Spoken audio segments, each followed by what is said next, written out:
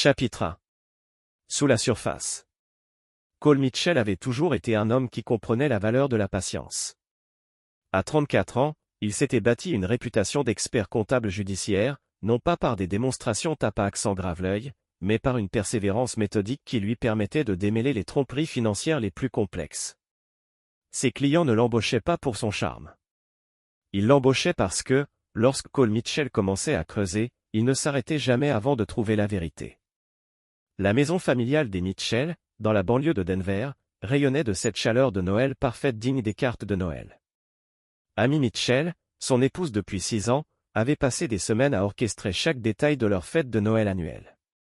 Elle se déplaçait dans leur salon tel un chef d'orchestre, ajustant guirlandes et repositionnant les décorations avec la précision de quelqu'un pour qui l'apparence comptait avant tout. « Cole, peux-tu m'aider à regarder sa chemise ?» appela Amy depuis la cuisine, sa voix portant ce ton particulier qui lui était devenu de plus en plus familier au fil de l'année. « L'invité sera bientôt là, et j'ai besoin qu'il soit présentable. » Cole trouva son fils de 3 ans, Luke, assis par terre dans sa chambre, luttant avec les boutons de sa chemise rouge. La peau du garçon trahissait son vitiligo. Des plaques de peau plus claires formaient un motif irrégulier sur son visage et ses mains, une maladie apparue 6 mois plus tôt. Cole s'agenouilla près de son fils, ses grandes mains douces l'aidant à défaire les boutons rebelles. « Papa, pourquoi maman a-t-elle l'air triste quand elle me regarde ?» La question de Luke était formulée avec cette honnêteté dévastatrice que seuls les enfants possèdent. La mâchoire de Cole se serra imperceptiblement. Il le remarqua aussi. La façon dont l'expression d'Amy changeait lorsqu'elle regardait Luke, comme si elle voyait quelque chose qui la décevait. « Maman est juste fatiguée de se préparer pour la fête, mon pote. Tu es beau gosse. » Mais la question de Luke réveilla quelque chose de plus profond dans l'esprit de Cole. Ces derniers mois, il avait observé des changements chez Amy que son œil exercé aux détails ne pouvait ignorer. Des appels tard le soir, elle avait pris la toilette. Des virées shopping qui duraient bien plus longtemps qu'elle n'aurait dû. Des relevés de cartes bancaires avec des frais qu'elle ne parvenait pas à expliquer.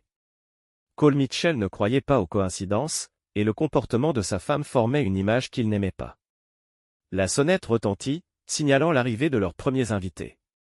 Cole souleva Luke et le porta en bas où Amy accueillait Tom et Rachel Henderson, leurs voisins 3 maisons plus loin. La transformation d'Amy fut immédiate et totale. Son visage s'illumina du sourire radieux qui avait attiré Cole vers elle pour la première fois lors de la fête de fin d'année d'un cabinet d'avocats de Denver, 7 ans plus tôt. « Luke, tu n'es pas magnifique » s'exclama Rachel, bien que Cole remarqua une légère hésitation dans sa voix en voyant clairement le visage du garçon. Le sourire d'Amy vacilla un instant.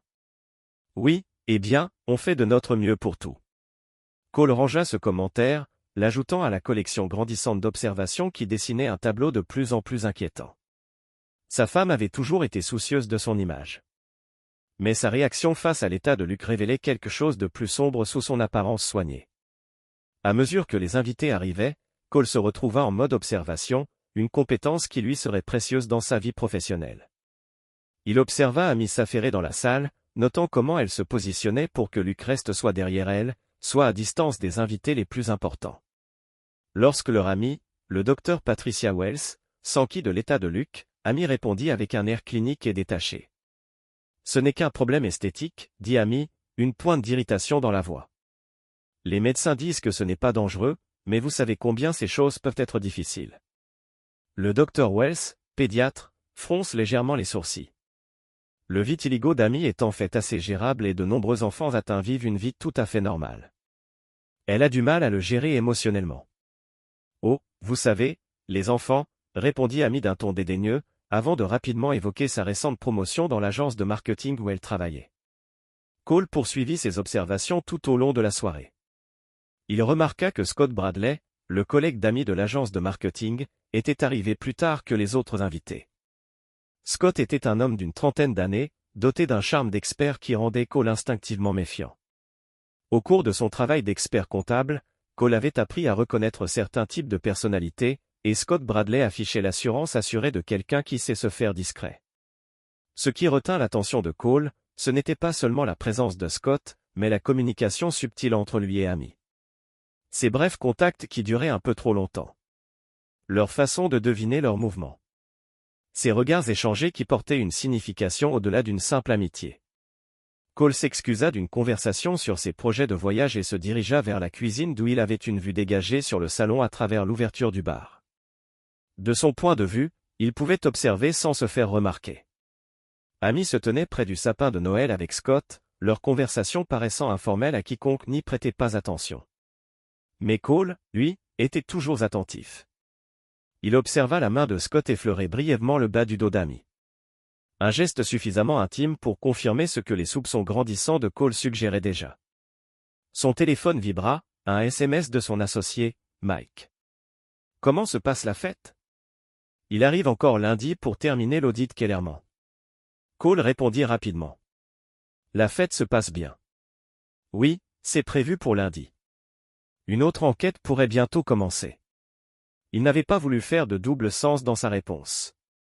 Mais en voyant sa femme rire à ce que Scott lui avait murmuré à l'oreille, Cole réalisa que son enquête la plus importante ne faisait que commencer. Luke apparut aux côtés de son père, tirant Cole par la jambe de son pantalon.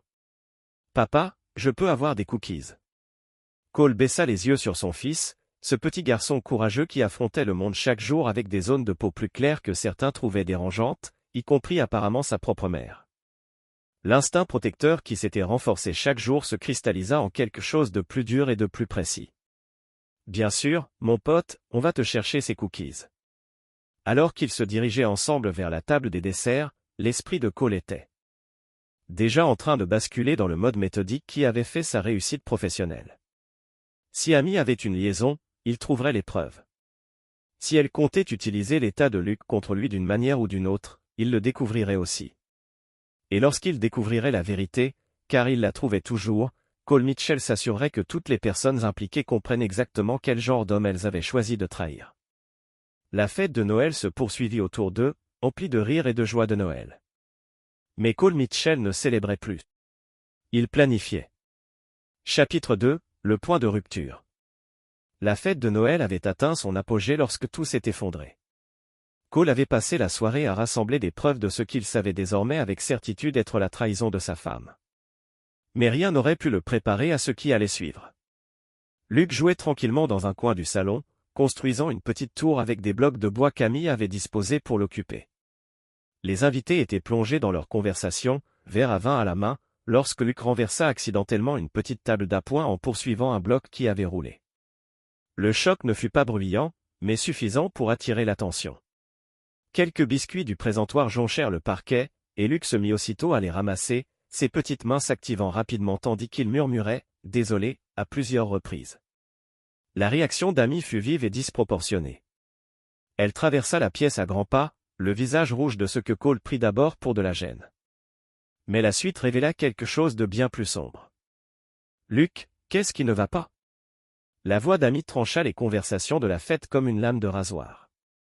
Plusieurs conversations s'interrompirent lorsque les invités se retournèrent pour voir ce qui se passait. Cole s'approcha d'eux, sentant la situation dégénérer au-delà de la correction parentale habituelle. « Amy, tout va bien. Il est juste. » « Non, ce n'est pas bien. » La voix d'Amy monta plus haut et elle attrapa le bras de Luke avec suffisamment de force pour faire s'évanouir le garçon. « Je passe toute la journée à tout faire parfaitement et il faut tout gâcher. » Les yeux de Luke se remplirent de larmes, mais il continua d'essayer de ramasser les biscuits éparpillés. « Je suis désolé, maman. Je suis désolé. » Le visage d'Amy se tordit d'une rage qui semblait venir d'une source plus profonde que des biscuits renversés. Elle plongea la main dans la gamelle de leur chien, le repas de Max, leur golden retriever, laissé dans un coin, et en attrapa une poignée de croquettes. « Tu veux faire des bêtises comme un animal ?»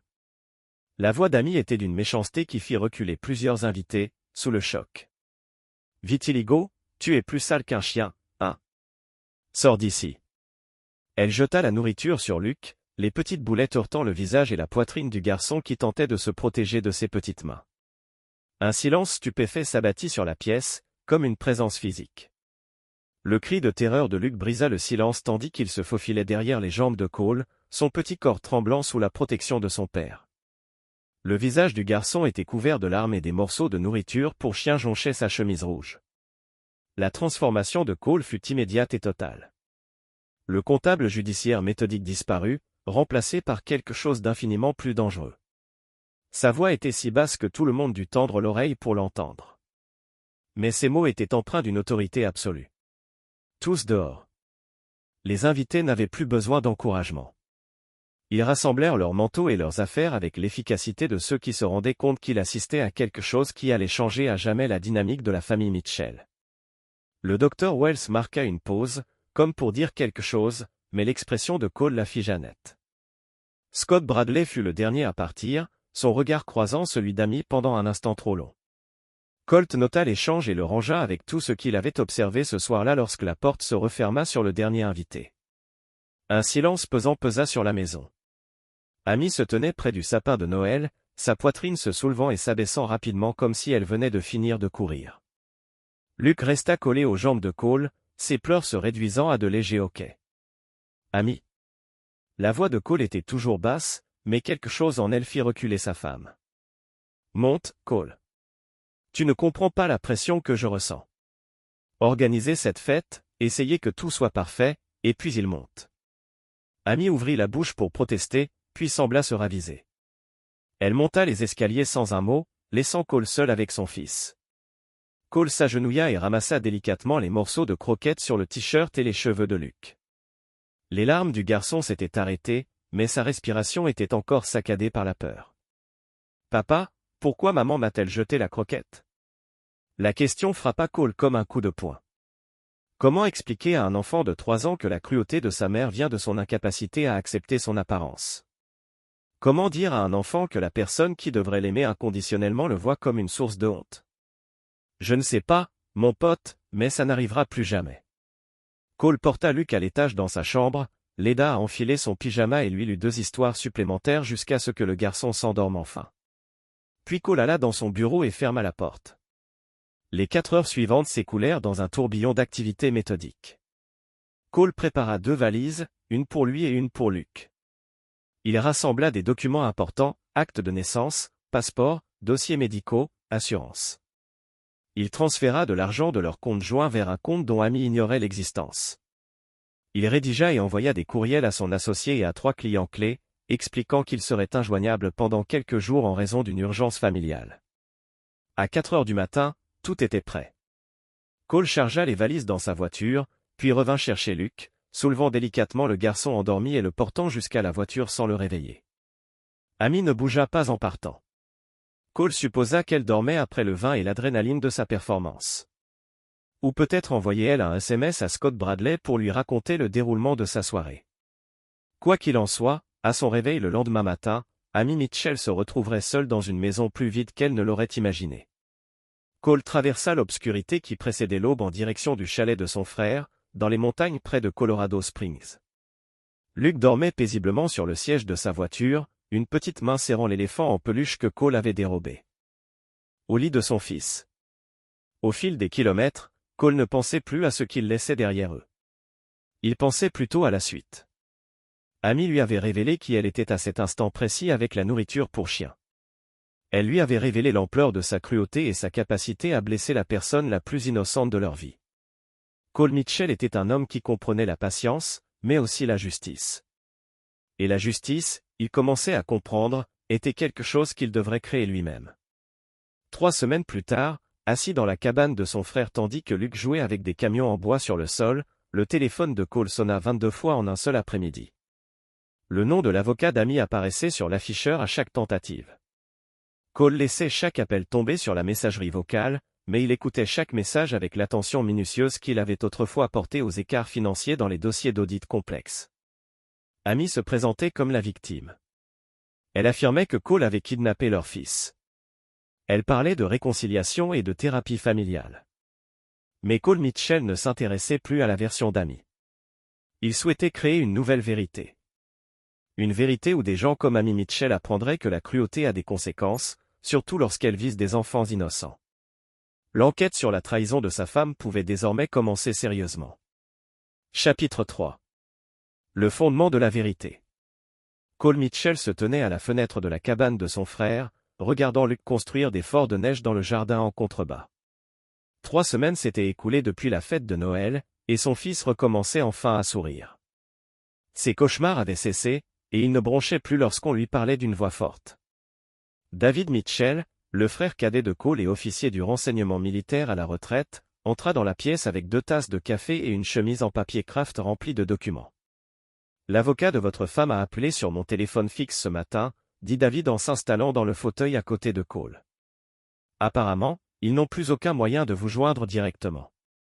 Cole accepta le café sans quitter Luke des yeux. Que leur as-tu dit? Que je leur transmettrai le message. Ils veulent fixer un rendez-vous pour discuter d'une solution amiable concernant la garde des enfants. Le ton de David suggérait exactement ce qu'il pensait de cette phrase. Amical. Le rire de Cole était dénué d'humour. Après ce qu'elle avait fait à Luke, ils n'étaient plus en bons termes. David ouvrit le dossier et étala plusieurs photos sur la table basse. En parlant de ce qu'elle avait fait, je pense que tu devrais les voir. Cole se détourna de la fenêtre et examina les photos. Elle montrait Amy et Scott Bradley à divers endroits de Denver, entrant ensemble dans un hôtel, assis côte à côte dans un box de restaurant, s'enlaçant sur le parking de l'immeuble où travaillait Amy. Les compétences de surveillance de David n'avaient pas diminué depuis son départ de l'armée. Depuis combien de temps? Demanda Cole. D'après les horodatages et ce que j'ai pu reconstituer, au moins 8 mois. Probablement plus. David sortit une autre série de documents. Mais la liaison n'était pas le pire. L'attention de Cole s'aiguisa. D'après son expérience, quand quelqu'un disait que la liaison n'était pas le pire, cela signifiait que les fondations étaient sur le point de s'effondrer sous tout ce qu'il pensait savoir. Scott Bradley n'est pas seulement l'amant d'Amy, poursuivit David. Il est aussi son associé dans une entreprise parallèle qu'elle dirige via une société écran. Ils organisent des événements d'entreprise et des campagnes marketing, utilisant la position d'Amy au sein du cabinet pour canaliser les clients vers leur entreprise privée. Cole étudie les documents financiers que David a obtenus. Le schéma était clair. Amy violait son contrat de travail et se trouvait potentiellement en situation de conflit d'intérêts. Mais surtout, elle construisait des fondations financières qui excluaient totalement Cole. Elle prévoyait de vous quitter depuis des mois. David a dit que la SARL avait été créée il y a 9 mois. Ils y ont transféré de l'argent, se constituant un capital. Je pense que l'incident de la fête de Noël n'était pas une explosion de colère. Je pense que c'était calculé pour vous pousser à partir. Cette prise de conscience a frappé Cole comme un coup dur. Amy n'avait pas perdu le contrôle à la fête de Noël. Elle avait orchestré tout ce scénario pour créer un prétexte à un divorce qui ferait de Cole le parent instable qui a abandonné sa famille. Elle avait jeté de la nourriture pour chien sur Luke dans le cadre d'un plan. La voix de Cole était dangereusement basse. Réfléchis Y, dit David. Elle humilie Luke publiquement, vous poussant à partir avec lui. Puis elle passe 3 semaines à construire un récit sur la façon dont vous avez kidnappé leur fils et pris la fuite. Au tribunal, elle prétendra que vous êtes instable et qu'elle était simplement accablée par le stress de gérer seul l'état de Luke. Cole s'approcha de la cheminée et fixa les flammes. Tout prenait sens maintenant. Le détachement croissant d'Amy envers Luke, sa réticence à parler de son vitiligo au médecin, sa position pendant la fête pour tenir Luke à l'écart des invités. Elle avait préparé le terrain pendant des mois, créant une histoire où l'état de Luke était un fardeau qui poussait son mari à des comportements dangereux. Il y a plus, dit David doucement. J'ai fouillé le passé de Scott Bradley. Il était marié auparavant, divorcé il y a 2 ans. Son ex-femme a déposé une ordonnance restrictive qui a été annulée par la suite. L'accord de divorce comprenait une clause sur les visites surveillées avec leur fille. Cole s'est retourné vers son frère. Quel genre de clause? Le genre qui suggère Scott Bradley. Il ne fallait pas être en présence d'enfants sans surveillance. Les implications s'abattirent sur Cole comme une vague. Amy ne prévoyait pas seulement de divorcer et d'emmener Luke. Elle prévoyait de présenter leur fils à un homme potentiellement dangereux pour les enfants. Le téléphone de Cole vibra, un autre appel de l'avocat d'Amy. Cette fois, il répondit, « Monsieur Mitchell, je suis Patricia Hang du cabinet Brennan Hang et Associés. Je représente votre femme dans cette affaire. Je vous connais, mademoiselle Wang. J'ai écouté vos messages vocaux. Alors vous savez combien il est important que nous résolvions cette situation rapidement. Votre femme est folle d'inquiétude pour Luke. Elle veut juste que sa famille soit réunie. » Le rire de Cole était si froid qu'il résonna jusqu'à la ligne. Sa famille. Expression intéressante. Monsieur Mitchell, je comprends que vous ayez pu avoir un désaccord, mais emmener Luke sans le consentement d'Amy constitue un enlèvement parental. Nous pouvons régler cela à l'amiable, mais vous devez retourner avec Luke immédiatement. Dites-moi, mademoiselle Ong, lors de votre discussion avec Amy à propos de cette nuit-là, a-t-elle mentionné avoir jeté de la nourriture pour chien sur un enfant de 3 ans en le traitant de sale? Le silence au bout du fil a été suffisamment long pour que Cole comprenne que la version d'Amy avait omis certains détails. Monsieur Mitchell, je pense qu'il serait préférable que nous nous rencontrions en personne pour discuter de cette situation en détail. Je suis tout à fait d'accord. Rencontrons-nous, mais pas pour discuter d'une solution à l'amiable. La voix de Cole portait la précision avec laquelle il présentait ses conclusions au conseil d'administration. Rencontrons-nous pour discuter précisément du genre de femme qu'est réellement votre cliente et de ses projets avec Scott Bradley. Un autre silence, plus court cette fois. Je ne vois pas bien à quoi vous faites référence. Il y a 9 mois, votre cliente a créé une société écran avec son amant. Ils ont détourné des affaires de son employeur tout en construisant une base financière commune. Il y a 8 mois, elle a commencé à se distancer systématiquement des soins médicaux de notre fils. Il y a 3 semaines, elle a maltraité émotionnellement et physiquement un enfant de 3 ans devant témoins, dans le cadre d'un plan calculé pour créer un motif de divorce qui me ferait passer pour un parent instable. Cole, laissez ces mots reposer avant de continuer. Alors, oui, mademoiselle Ong, rencontrons-nous, car j'ai des documents pour tout cela et je pense que vous devez comprendre exactement ce que votre cliente ne vous a pas dit sur sa définition de la famille. Lorsque Cole a raccroché, David le regardait avec une pointe d'admiration. Alors, quel est le plan? Demanda David.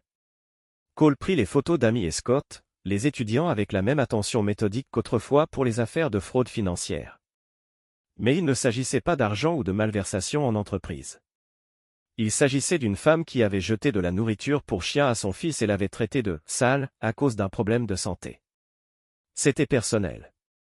Amy Mitchell pense qu'elle joue aux échecs pendant que je joue aux dames, dit finalement Cole. Elle est sur le point d'apprendre que je joue à un tout autre jeu. Au cours de l'heure qui suivit, Cole exposa sa stratégie à David. Elle était complète, méthodique et impitoyable. Lorsqu'il eut terminé, David siffla doucement. « Tu es sûr de vouloir suivre cette voie, Cole ? Une fois engagé, impossible de revenir à amicable. » Cole regarda Luke par la fenêtre, allongé sur le dos dans la neige, faisant des anges avec ses bras et riant de quelque chose que lui seul pouvait voir. Les taches de vitiligo du garçon étaient clairement visibles sur sa peau pâle comme l'hiver, mais Luke avait cessé de les cacher. Ici, avec Cole et David, il se sentait suffisamment en sécurité pour être lui-même. Amy avait eu sa chance pour amicable. Cole avait dit qu'elle avait préféré jeter de la nourriture pour chien à mon fils. La guerre allait commencer, et Cole Mitchell avait bien l'intention de gagner. Chapitre 4, démêler la toile. La rencontre de Cole avec l'avocat d'Amy eut lieu dans une salle de conférence stérile du cabinet Brennan Hang & Associates, où la tension était si intense qu'elle pouvait être tranchante. Patricia Ong s'assit en face de Cole, Amy à ses côtés, tandis que Scott Bradley occupait une chaise légèrement derrière Amy, une position que Cole remarqua immédiatement. « Monsieur Mitchell, Patricia commença, merci d'être venu. Comme je l'ai expliqué au téléphone, nous espérons résoudre cette situation rapidement et dans l'intérêt de Luke. » Cole ouvrit la mallette qu'il avait apportée et en sortit une pile bien rangée de documents. « Je suis tout à fait d'accord, nous devons nous concentrer sur l'intérêt de Luke. C'est exactement pour ça que je suis là. » Amy s'agita sur sa chaise, son regard passant de Cole aux documents qu'il disposait sur la table. Elle paraissait nerveuse, ce qui indiquait à Cole qu'elle le soupçonnait d'en savoir plus qu'elle ne l'espérait. « D'abord, » dit Cole en faisant glisser une photo sur la table. « Établissons quelques faits sur ce qui s'est réellement passé à la fête de Noël. » La photo montrait Amy prenant de la nourriture pour chien dans la gamelle de Max. Son visage se tordit de rage tandis que Luke se blottissait derrière les jambes de Cole. David avait réussi à extraire l'image du compte des Henderson sur les réseaux sociaux. Apparemment, Tom Henderson avait pris des photos spontanées de la fête et avait immortalisé l'instant sans en saisir l'importance. Patricia examina la photo tandis qu'Amy pâlissait. « Amy, tu n'en as pas parlé. Ça a l'air pire que ça ne l'était. » Amy l'interrompit brusquement. « J'étais juste dépassé et Luke avait fait des bêtises toute la soirée. » Cole rend les choses plus dramatiques qu'elles ne l'étaient en réalité. Cole fit glisser un autre document sur la table. Ceci est une déclaration du docteur Patricia Wells, qui était présente à la fête. Pédiatre, elle a documenté avec précision ce qu'elle a vu ce soir-là, y compris les mots exacts qu'Amy a utilisés lorsqu'elle a jeté de la nourriture pour chien à son fils. L'avocate d'Amy a lu la déclaration, son visage devenant de plus en plus sombre. Le docteur Wells avait documenté avec minutie, y compris le commentaire d'Amy selon lequel Luke était plus sale qu'un chien et son incapacité apparente à se soucier convenablement d'un enfant souffrant d'un problème médical visible. Il y a également les déclarations de 6 autres témoins. Cole a continué, produisant d'autres documents, tous concordant dans leur description du comportement d'Amy ce soir-là. Amy a juste commencé à parler, mais Cole l'a interrompu. Maintenant, parlons de la raison de votre présence ici, Amy. La voix de Cole était calme, professionnelle, le même ton qu'il utilisait lorsqu'il présentait les conclusions d'audit au conseil d'administration. Parce qu'il ne s'agit pas des intérêts de Luke. Il s'agit de dissimuler la vie que vous avez construite avec Scott Bradley. Scott Bradley a parlé pour la première fois depuis son entrée dans la pièce. Je ne sais pas ce que vous croyez savoir, mais Cole s'est tourné vers Scott directement. Et quelque chose dans son expression fit taire l'autre homme. Scott Bradley, 31 ans, a divorcé de Jennifer Bradley il y a 2 ans après qu'elle a déposé une ordonnance restrictive invoquant des inquiétudes pour violence conjugale. L'ordonnance a été annulée dans le cadre de leur divorce, qui prévoyait des droits de visite supervisés avec votre fille Emma. Le visage de Scott s'est figé. Ce sont des informations privées qui n'ont rien à voir avec ça, mais qui ont tout à voir avec ça. Cole a produit une autre série de documents, car Amy prévoyait de vous introduire dans la vie de Luke en tant que beau-père, malgré le fait qu'elle soit au courant de vos antécédents de violence conjugale et de vos restrictions concernant les enfants. Patricia Ong a posé son stylo et a regardé Amy avec une consternation non dissimulée.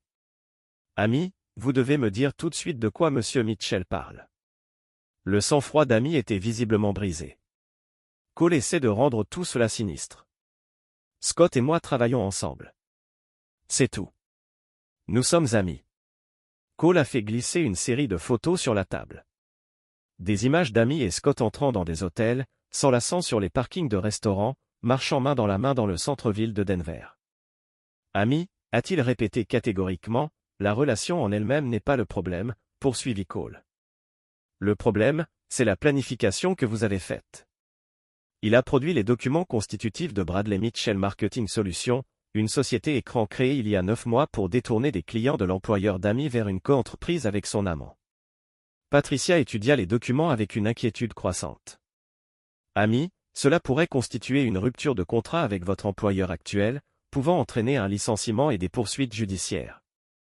Mais ce n'est pas le pire, dit Cole, d'un ton professionnel immuable. Le pire, c'est ce que vous comptiez faire à Luke. Il ouvrit un dossier médical et en étala le contenu sur la table.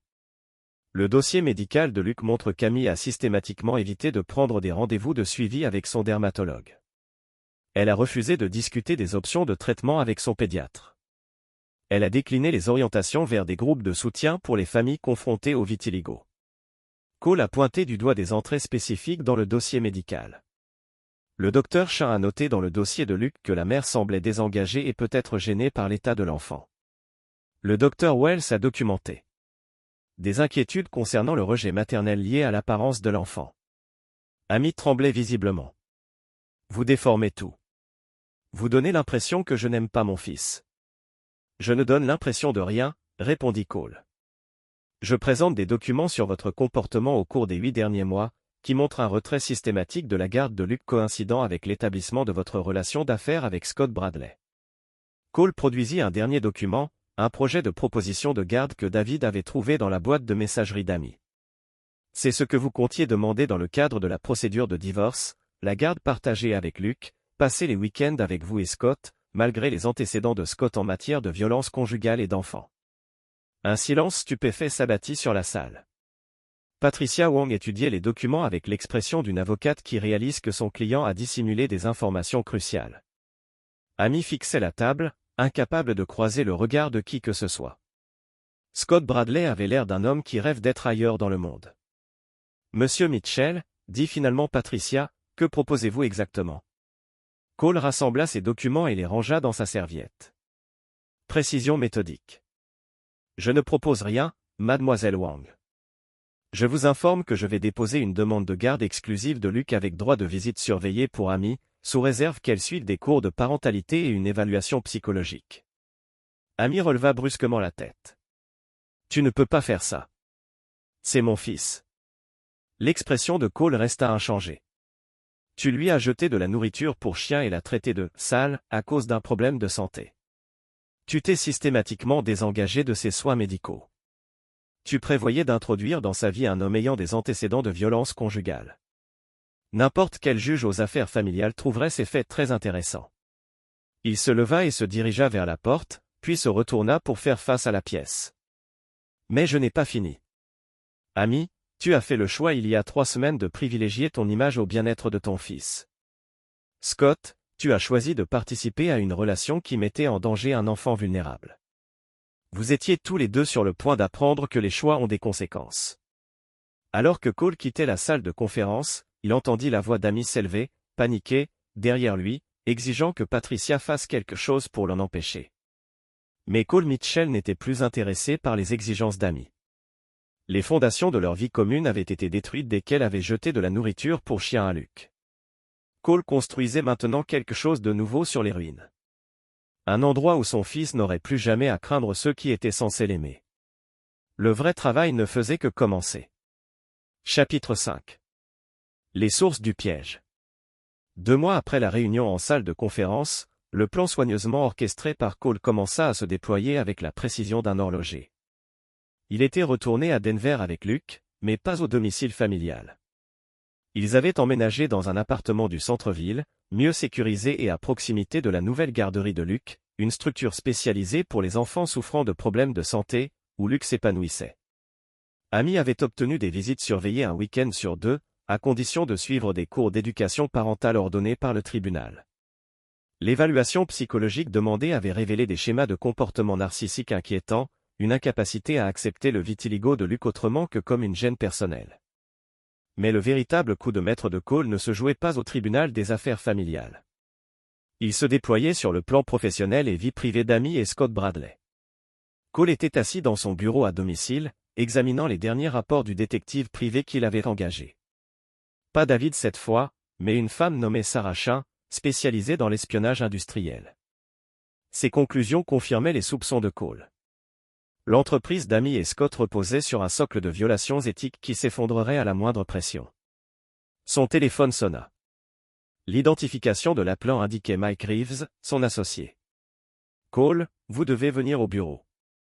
Nous avons un problème avec l'audit de Hartman Industries. » 20 minutes plus tard, Cole était assis en face de Margaret Hartman, PDG de l'une des plus grandes agences de marketing de Denver.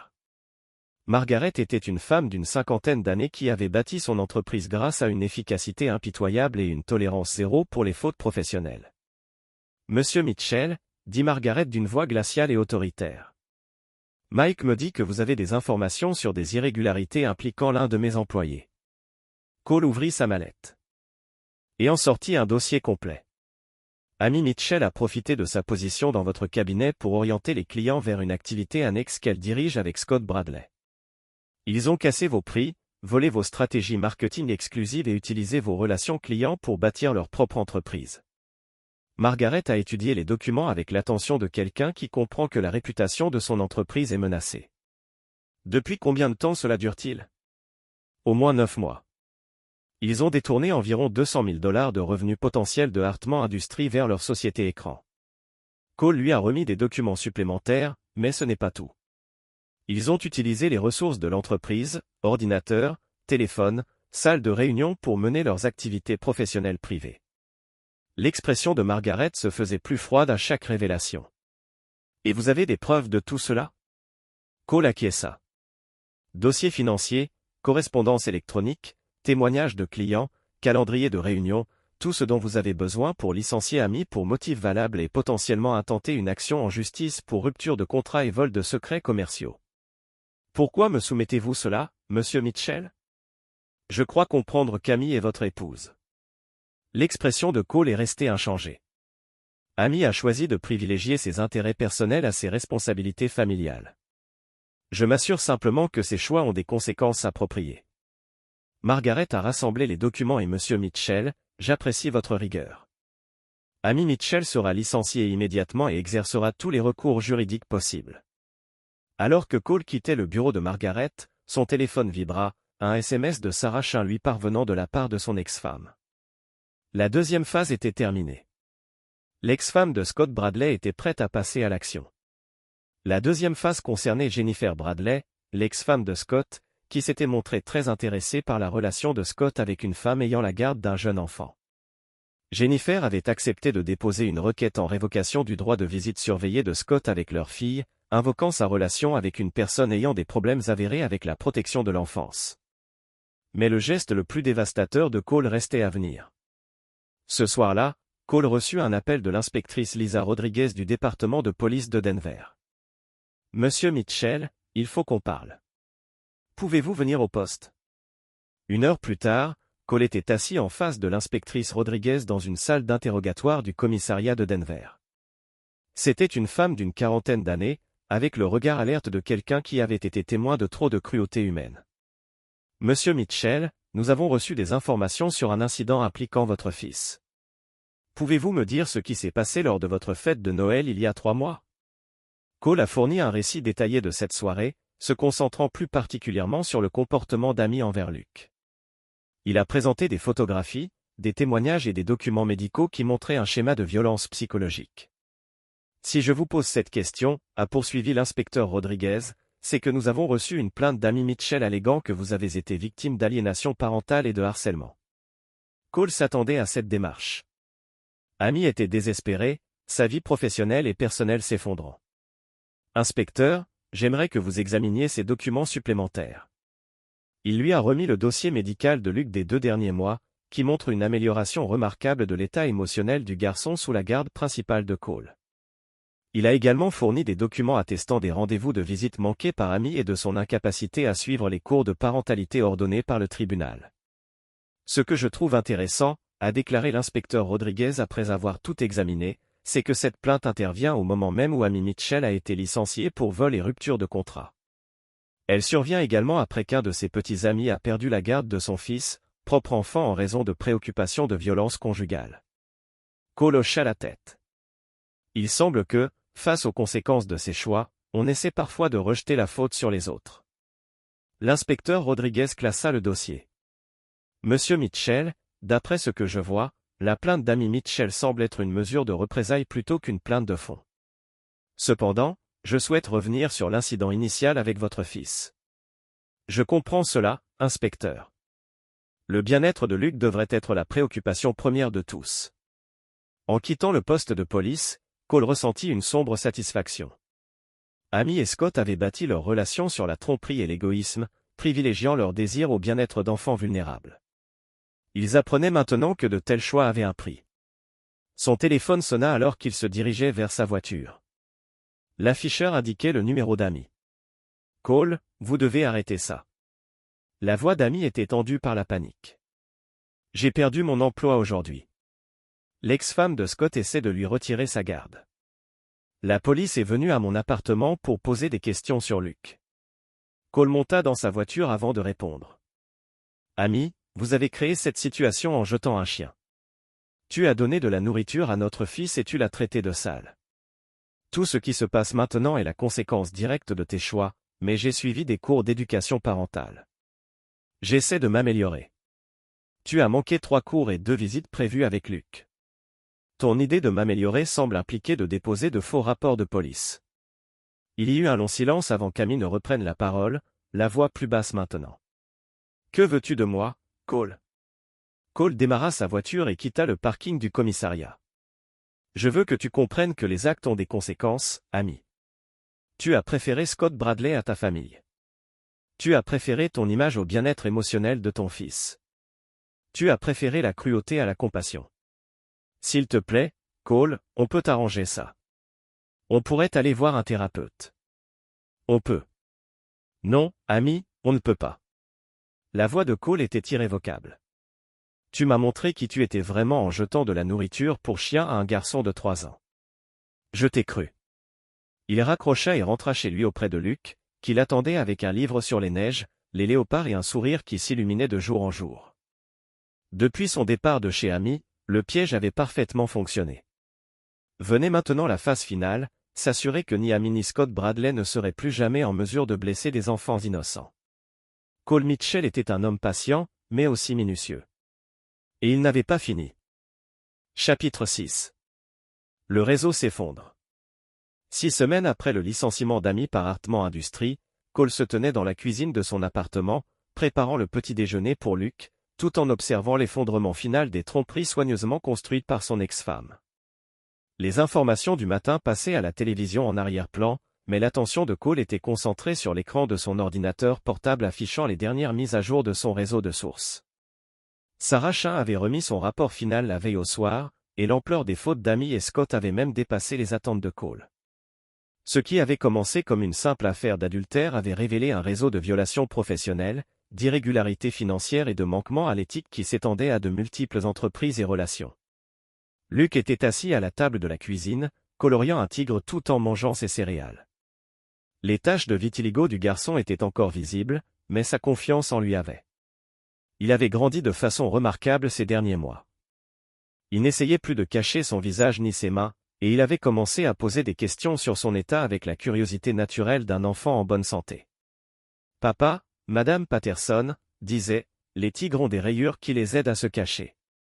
Est-ce que ma tache m'aide aussi à me cacher ?» Cole sourit à la question de son fils. Madame Patterson était l'institutrice de Luke dans sa nouvelle garderie.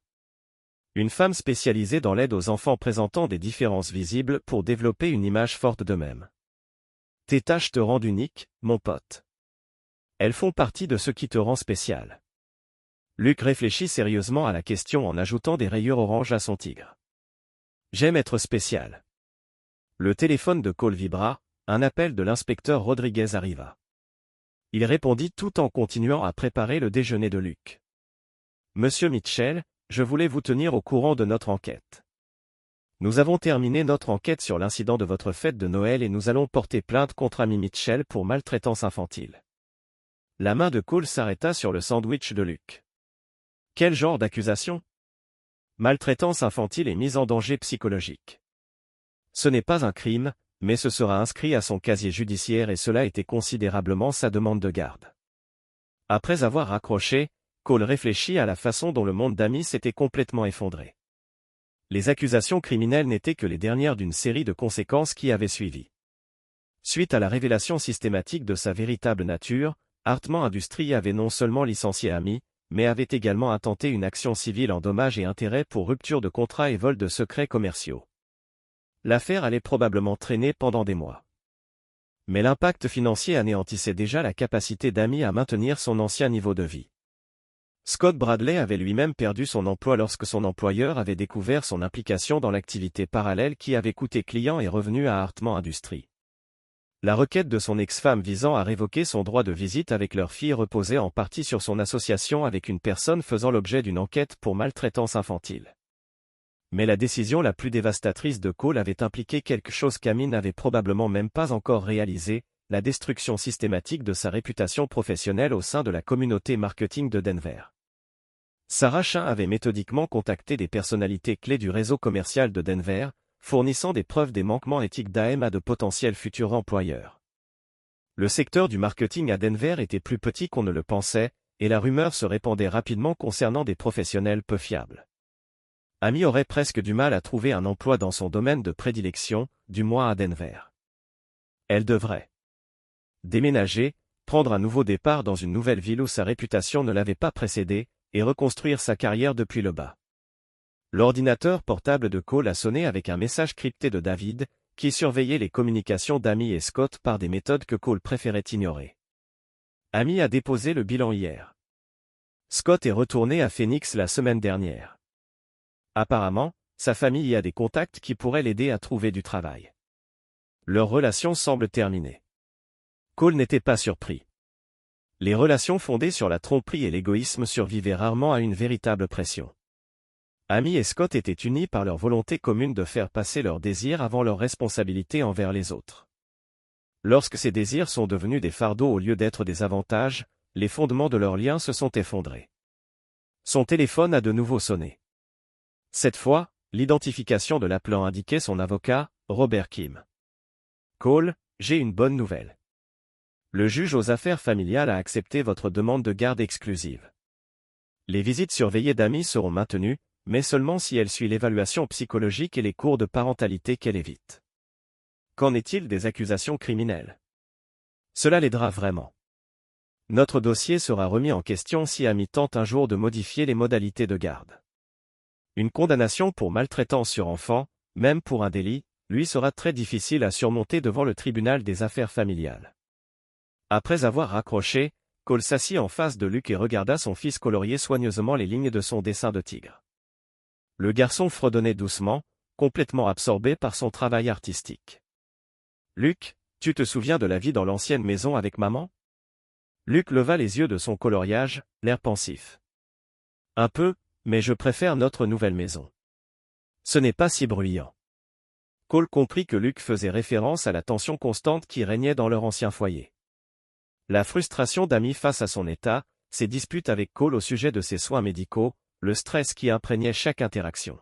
« Es-tu heureux ici, mon pote ?» Luke hocha la tête avec insistance. « J'aime bien Madame Patterson, et j'aime bien mes nouveaux amis. Et Tommy a aussi des tâches, mais les siennes sont de couleurs différentes. » Tommy était un autre enfant de la garderie de Luke qui souffrait d'une autre forme de vitiligo. Les deux garçons sont devenus amis très vite, se liant d'amitié grâce à leur expérience commune de différence d'apparence. L'ordinateur portable de Cole sonna de nouveau, un autre message de Sarah Chin. Rapport final joint. Recommander la fin de la surveillance. Les cibles ne représentent plus une menace crédible. Cole ouvrit le rapport final de Sarah et examina la documentation exhaustive montrant comment les plans d'Amy et Scott avaient complètement échoué. Leur entreprise avait été exposée et fermée. Leur réputation professionnelle avait été détruite. Leur relation s'était terminée de manière acrimonieuse lorsque le stress de la pression extérieure avait révélé l'égoïsme qui avait toujours été au cœur de leur relation. Plus important encore, aucun d'eux n'était désormais en mesure de faire du mal à Luke ou à d'autres enfants. Le casier judiciaire d'Amy et son évaluation psychologique l'empêcheraient d'avoir accès à Luke sans surveillance. Bien que la perte de la garde de sa fille par Scott ait mis fin à ses implications dans des situations impliquant des enfants, Cole ferma l'ordinateur portable et regarda autour de leur appartement. Il n'était pas aussi grand que leur ancienne maison. Mais il était rempli de quelque chose que leur ancienne maison n'avait jamais possédé, la paix. Luke s'épanouissait dans un environnement où sa condition était acceptée plutôt que cachée. Où ses besoins étaient prioritaires plutôt qu'ignorés. « Papa, tu veux bien m'aider à colorier le visage du tigre ?»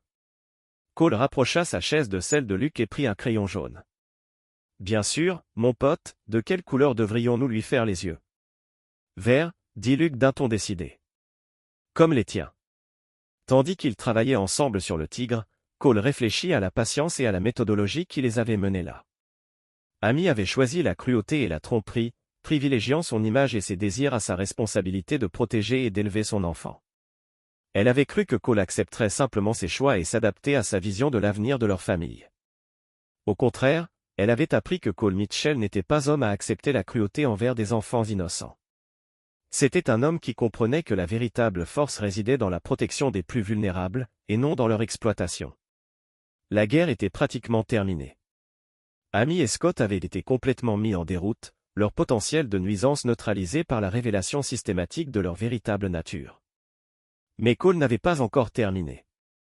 Il avait une dernière leçon à enseigner, une leçon qui permettrait à Amy de ne jamais oublier les conséquences d'avoir jeté de la nourriture pour chien sur un garçon de 3 ans et de l'avoir traité de sale. Certaines leçons que Cole avait apprises devaient être permanentes. Chapitre 7. La dernière leçon. 8 mois après l'incident de la fête de Noël, Cole se tenait dans la salle d'audience où le procès pénal d'Amy touchait à sa fin. Elle était assise à la table des accusés avec un avocat commis d'office, n'ayant pas pu se permettre un avocat privé après avoir perdu son emploi et déclaré faillite. La femme sûre d'elle et soucieuse de son image qui avait orchestré des fêtes de Noël élaborées avait disparu, remplacée par une femme à l'air abattue et isolée. Luke n'était pas présent au procès. Cole avait veillé à ce que son fils elle passait la journée avec David dans un musée pour enfants, loin du tumulte du tribunal. Mais l'impact de Luke sur la procédure était indéniable.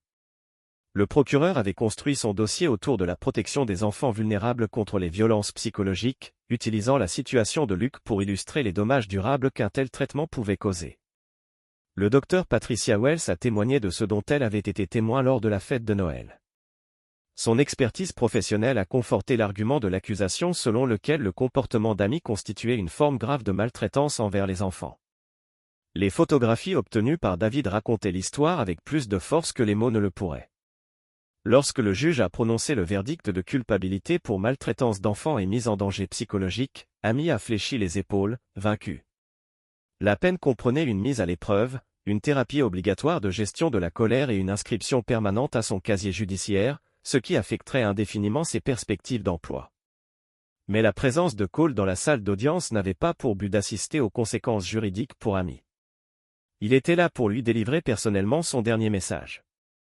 Après la fin du procès, Cole a abordé Amy devant le tribunal. Elle était seule.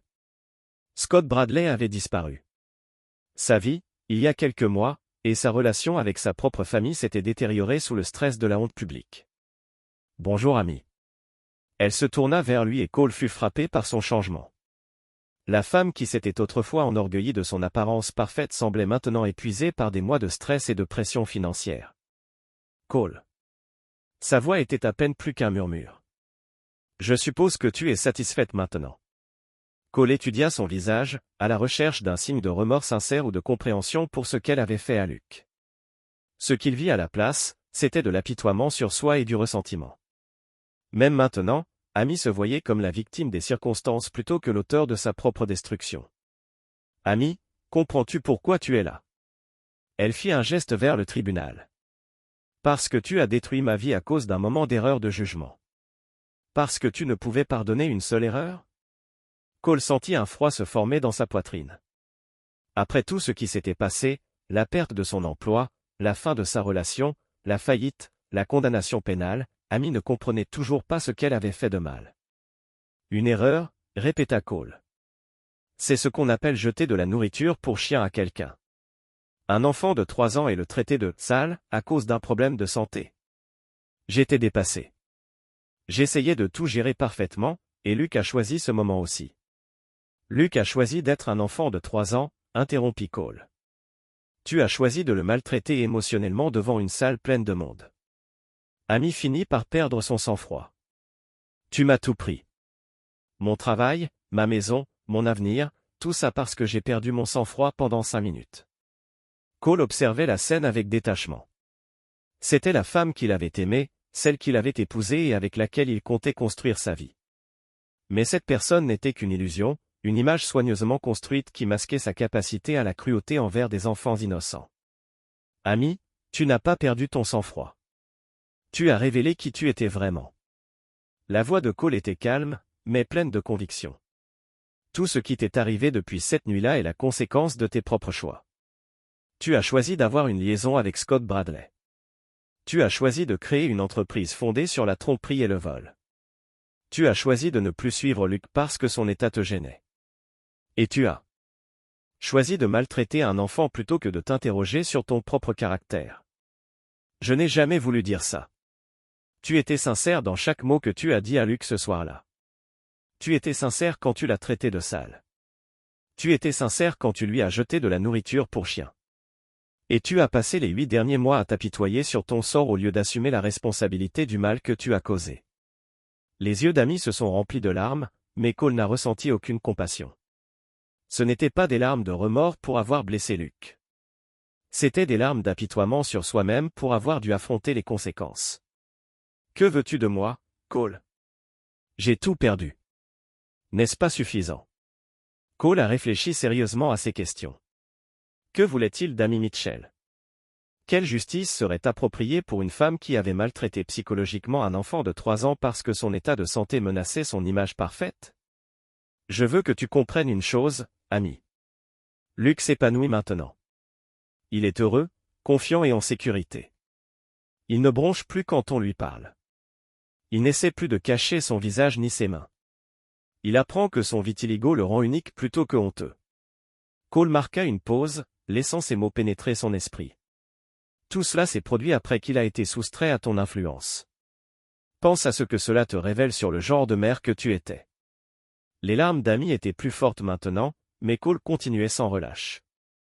Je veux que tu comprennes que tu n'auras plus jamais accès à Luc sans surveillance. Ta condamnation pénale, ton évaluation psychologique et ton refus persistant d'assumer la responsabilité de tes actes ont rendu cela impossible. Luc grandira en sachant que son père l'a protégé de quelqu'un qui considérait son état de santé comme une source de honte. Cole s'approcha, sa voix se réduisant à un murmure que seul Amy pouvait entendre. Et je veux que tu comprennes que si jamais tu essaies de contacter Luc sans surveillance judiciaire, si jamais tu essaies de compromettre ses progrès, si jamais tu fais encore passer ton image avant son bien-être, je ferai passer tout ce que tu as vécu ces 8 derniers mois pour un désagrément mineur. Amy recula, percevant apparemment quelque chose dans l'expression de Cole qui l'effraya. Cole, je suis sa mère. Non, Amy, tu es la femme qui lui a jeté de la nourriture pour chien. C'est ainsi que Luc se souviendra de toi et que tous ceux qui comptent se souviendront de toi. Tu as fait ce choix et maintenant tu vas vivre avec pour toujours. Cole se retourna et s'éloigna, laissant Amy seul devant le tribunal où sa condamnation venait d'être officialisée. Il ne se retourna pas. En rentrant chez lui auprès de Luc, Cole repensa au démantèlement systématique des vies d'Amy et de Scott. Tous deux avaient appris que leur choix avait des conséquences bien au-delà du moment même de la décision. Amy porterait son casier judiciaire à jamais, affectant ses perspectives d'emploi, ses possibilités de logement et sa capacité à nouer de nouvelles relations. Scott avait perdu son propre enfant et avait été contraint de déménager dans un autre État, sa réputation professionnelle étant ruinée. Mais surtout, Luc était en sécurité. Il grandirait dans un environnement où son vitiligo serait accepté comme une partie de sa singularité plutôt que comme un objet à cacher. Il n'aurait plus jamais à craindre la violence psychologique de ceux qui étaient censés l'aimer inconditionnellement. Quand Cole rentra à la maison, il trouva Luc dans le salon avec David en train de construire un château élaboré avec des blocs. Le garçon leva les yeux avec un sourire qui illumina tout son visage. « Papa, oncle David et moi avions construit un château avec des douves et tout. » Cole s'agenouilla et examina leur réalisation architecturale. « C'est magnifique, mon pote. As-tu laissé de la place pour le tigre que nous avons colorié hier ?» Luc hocha la tête avec enthousiasme. « C'est le gardien du château. Il protège tous ceux qui s'y trouvent des méchants. » Cole croisa le regard de David par-dessus la tête de Luc et son frère hocha légèrement la tête. Le message était clair. Luc se sentait en sécurité, protégé et valorisé. Le garçon qui s'était autrefois caché derrière les jambes de Cole, terrorisé, construisait maintenant des châteaux avec assurance et assignait des rôles aux tigres protecteurs.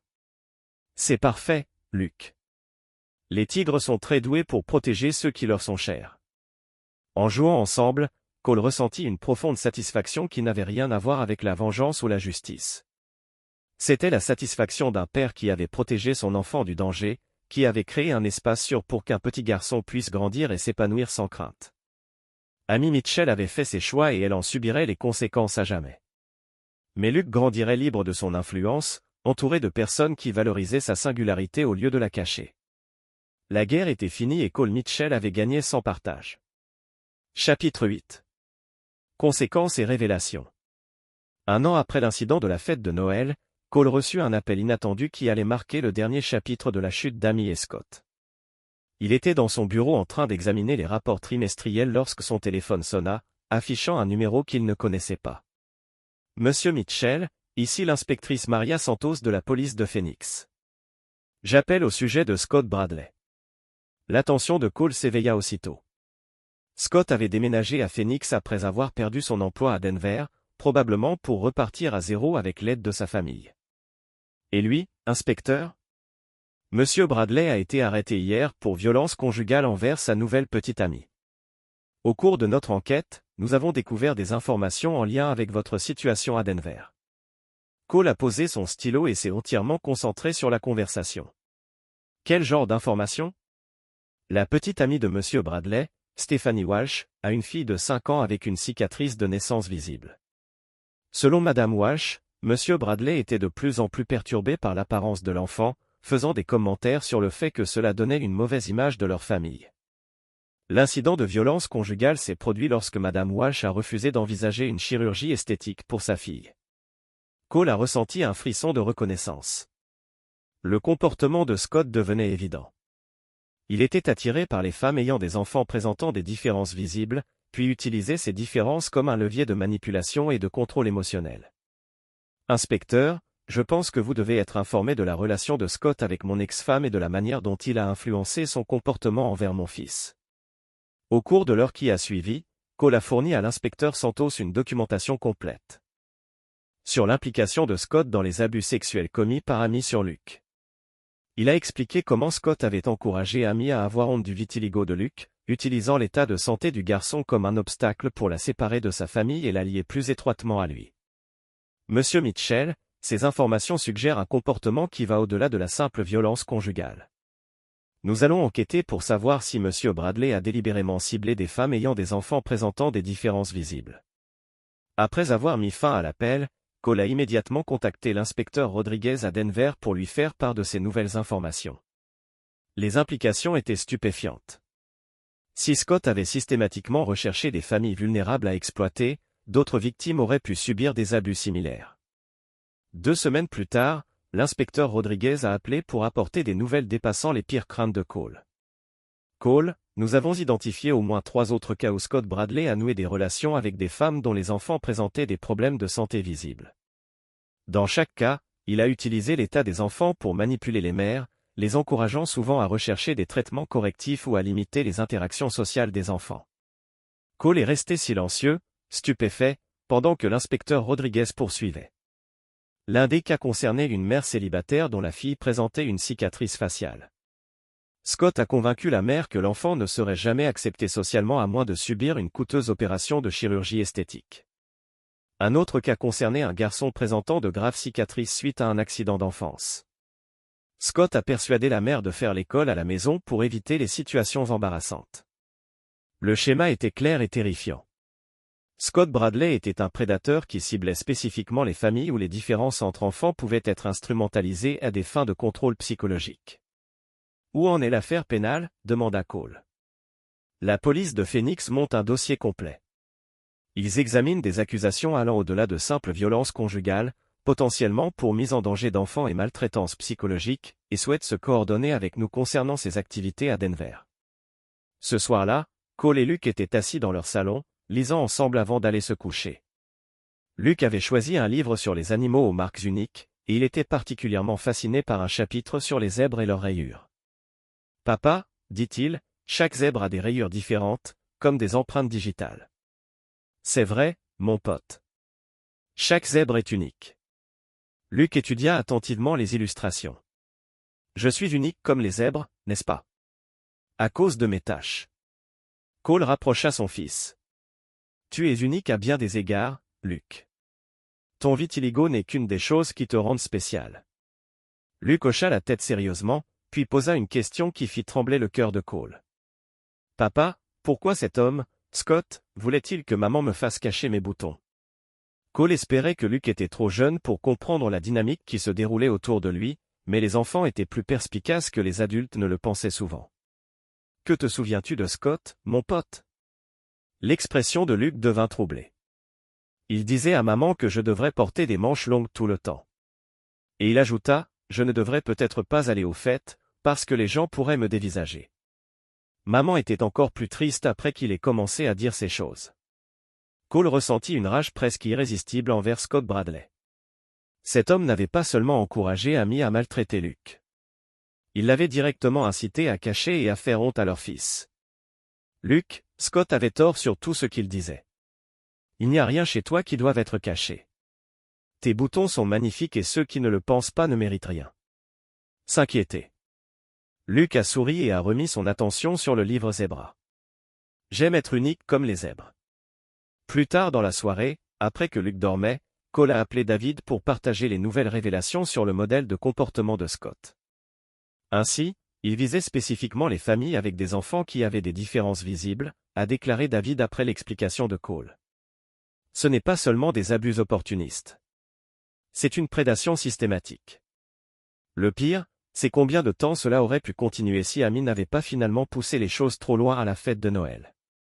Cole a répondu, si elle avait été plus subtile à propos de ses abus, si elle n'avait pas créé une telle scène publique, Scott aurait pu réussir à isoler complètement Luke du développement social normal. David était silencieux pendant un moment avant de répondre. Cole, vous devez comprendre quelque chose. Vous n'avez pas simplement protégé Luke des abus d'Amy. Vous avez probablement sauvé d'autres enfants de la manipulation systématique de Scott Bradley. Cole n'avait pas réfléchi à cette perspective, mais David avait raison. En exposant si complètement la relation d'Amy et Scott, en documentant leur comportement de manière si globale, Cole avait créé une trace de preuve qui était maintenant utilisée pour protéger d'autres enfants vulnérables. Il y a autre chose que Cole a dit. Le détective Santos veut que je témoigne dans l'affaire Phoenix. Apparemment, ma documentation sur le modèle de comportement de Scott avec Luke est cruciale pour établir ses méthodes prédatrices. Allez-vous le faire? Cole a pensé à la fille de 5 ans de Stephanie Walsh, au sujet du garçon avec des cicatrices faciales qui avait été scolarisé à la maison pour éviter l'embarras de tous les enfants qui pourraient rencontrer Scott Bradley à l'avenir. Oui, dit-il finalement. Si mon témoignage peut aider à protéger les autres enfants de ce que Luke a vécu, alors j'ai l'obligation de le fournir. 3 mois plus tard, Cole s'est assis dans une salle d'audience de Phoenix fournissant un témoignage détaillé sur la manipulation systématique de Scott Bradley de la honte d'Amy à propos de vitiligo de Luke. Le procureur a utilisé la documentation de Cole pour établir un modèle clair de comportement prédateur ciblant les familles vulnérables.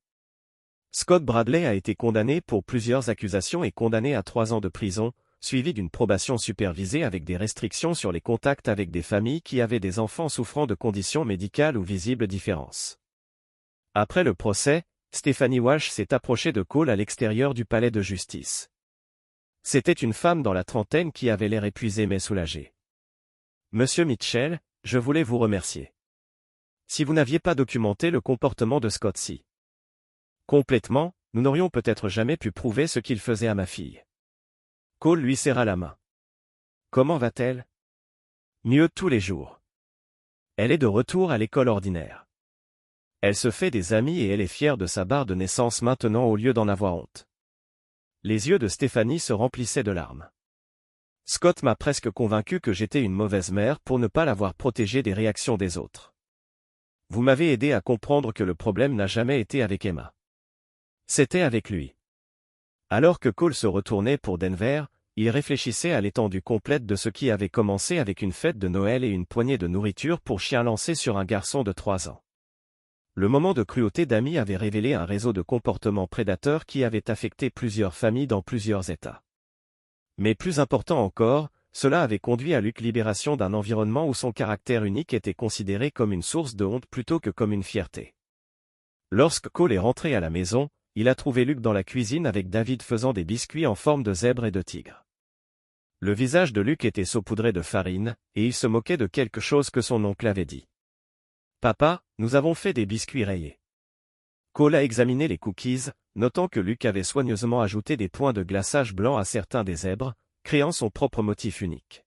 « Ce sont parfaits, mon pote, tout comme vous. » Luke rayonnait de fierté, complètement confiant dans sa propre valeur et son caractère unique. Le garçon qui s'était caché une fois derrière les jambes et la terreur de Cole créait maintenant de l'art qui célébrait les différences plutôt que de les cacher.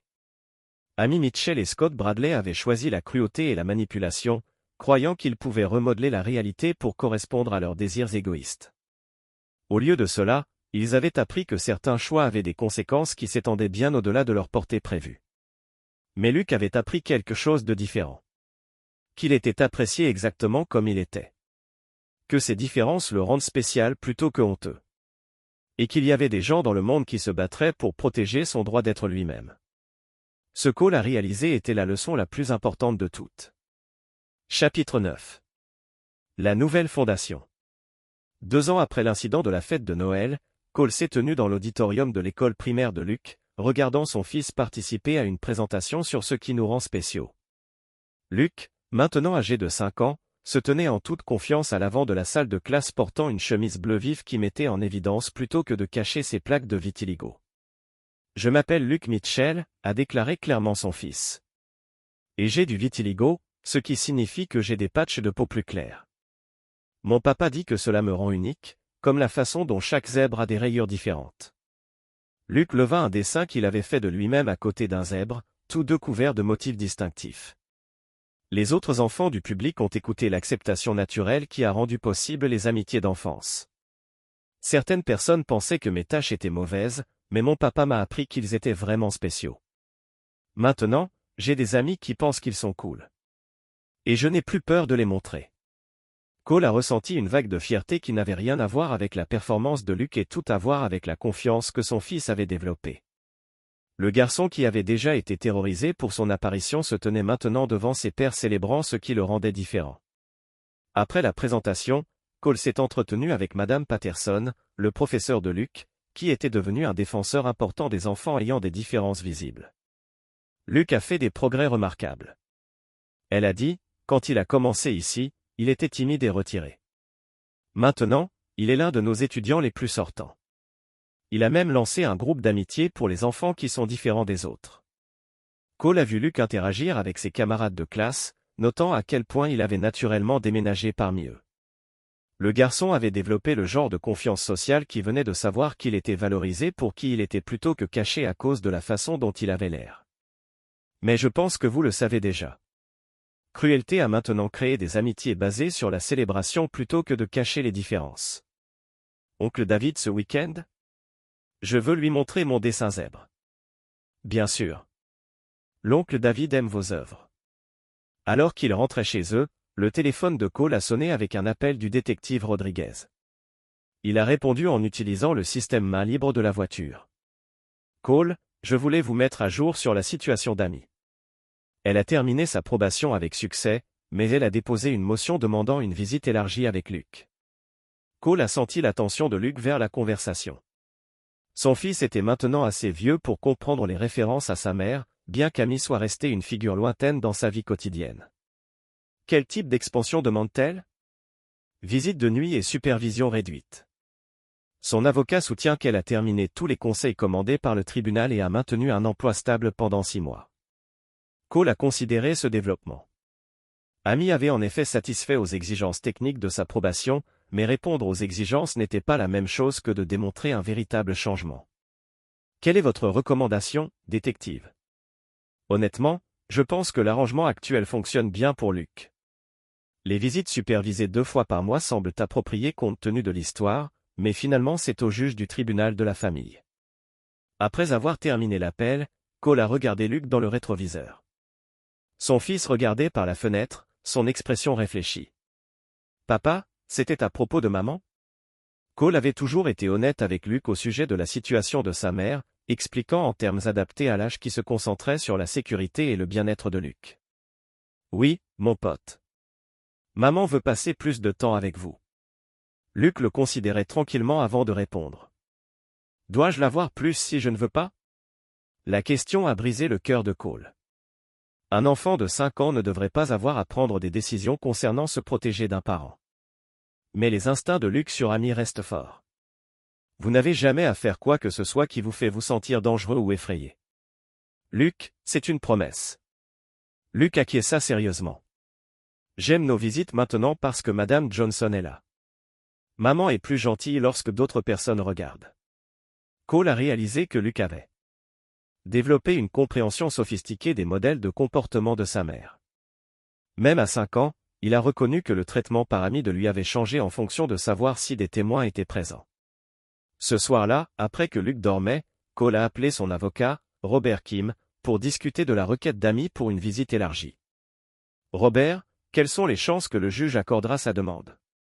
Plus bas que vous ne le pensez. Luke est assez vieux maintenant que ses préférences porteront un poids important avec le tribunal. S'il exprime la réticence des visites de nuit, le juge prendra cela au sérieux. Qu'en est-il de l'achèvement des exigences de conseil par Amy? Le ton de Robert était professionnellement sceptique. La réalisation de conseils ordonnés par le tribunal et la démonstration d'un véritable changement de comportement sont 2 choses différentes. Le fait que Luke ait toujours besoin de visites supervisées pour se sentir en sécurité avec sa mère en dit long sur la question de savoir si elle a vraiment abordé les problèmes sous-jacents. Cole a raccroché en se sentant confiant que la stabilité actuelle de Luke ne serait pas perturbée par l'expansion prématurée de l'accès d'Amy. Mais l'appel lui a rappelé qu'Amy restait une menace persistante pour la sécurité émotionnelle de Luke. 3 semaines plus tard, Cole s'est assis dans le même tribunal de la famille où la garde de Luke avait été décidée 2 ans plus tôt. Cette fois, Luke était assez vieux pour parler avec le juge en privé ses préférences. Amy avait l'air différente de ce qu'elle avait pendant le procès criminel. Elle avait trouvé du travail en tant qu'assistante administrative dans une petite entreprise de marketing, une étape importante de son poste précédent, mais néanmoins un emploi stable. Elle avait également terminé les conseils requis. Bien que Cole ait noté qu'elle présentait toujours les mêmes modèles de comportement autoconcentré qui avaient caractérisé leur mariage. Lorsque Luke a émergé de sa rencontre privée avec le juge Harrison, il se dirigea directement vers le côté de Cole, son langage corporel indiquant clairement où se trouvait sa loyauté. Le juge Harrison est retourné sur le banc et a remis sa décision avec le type d'autorité mesurée qui n'a laissé aucune place à l'appel. Après avoir examiné toutes les soumissions et parlé avec Luke en privé, cette cour conclut que le dispositif de visite actuel sert l'intérêt supérieur de l'enfant. Luke a exprimé des préférences claires sur le maintien du niveau actuel de supervision, et sa stabilité émotionnelle dans le cadre de l'arrangement actuel est évidente. Le visage d'Amy est tombé, mais le juge Harrison a poursuivi. Madame Mitchell, bien que vous ayez satisfait aux exigences techniques de votre probation, le tribunal note que la demande de surveillance continue de Luke suggère que la confiance n'a pas été entièrement reconstruite. L'arrangement actuel restera en place avec examen en 1 an. En quittant le palais de justice, Cole a ressenti la satisfaction d'une victoire finale. Amy continuerait à avoir un accès supervisé limité à Luke, mais elle ne serait plus jamais en mesure d'infliger le type de dommages émotionnels qu'elle avait causé à la fête de Noël. Ce soir-là, Cole et Luke ont célébré avec des glaces et une soirée cinéma. Luke avait choisi un documentaire sur la faune africaine, et il a fourni des commentaires sur les différents animaux et leurs marques uniques. Papa, regarde. Ces girafes ont également des modèles de ponctuels différents. Cole a regardé le visage de son fils s'allumer avec excitation à propos des animaux qui partageaient son expérience d'avoir des marques distinctives. Luke avait appris à voir son vitiligo comme quelque chose qui le reliait au monde naturel plutôt qu'à quelque chose qui en isolait. Tu as raison, mon pote. La nature aime créer des modèles uniques. Alors que Luke s'endormait cette nuit-là, enroulé contre Cole de Cole pendant le film, Cole a réfléchi au voyage qui les avait amenés à ce point. L'incident de la fête de Noël avait révélé les pires aspects de la nature humaine. Cruauté, égoïsme et volonté de nuire aux enfants innocents pour gagner, mais avait également révélé quelque chose de plus important. Cet amour, cette patience et cette protection inébranlable pourraient aider un enfant blessé à reconstruire sa confiance et son auto-foi. Amy Mitchell avait jeté de la nourriture pour chien sur son fils et l'avait appelé sale parce que son apparence ne correspondait pas à sa vision de la perfection. Scott Bradley avait encouragé cette cruauté car elle sert ses objectifs prédateurs. Les deux avaient appris que de tels choix avaient des conséquences qui s'étendaient bien au-delà du moment immédiat de décision. Mais Luke avait appris quelque chose de différent. Il avait appris qu'il était aimé inconditionnellement, que son caractère unique était apprécié plutôt que caché, et qu'il y avait des gens dans le monde qui se battraient pour protéger son droit d'être lui-même. Cole Mitchell baissa les yeux sur son fils endormi. Ce garçon courageux et confiant qui a maintenant célébré ses différences plutôt que de les cacher et savait que chaque choix qu'il avait fait à la poursuite de la justice en valait la peine. La guerre était terminée et le côté droit avait complètement gagné. En fin de compte, l'amour s'était révélé plus fort que la cruauté. La vérité avait triomphé de la tromperie, et la protection d'un père avait donné à son fils la fondation pour construire une vie sans honte. C'était la seule victoire qui comptait vraiment. Et là Tuaïl. Une autre histoire prend fin.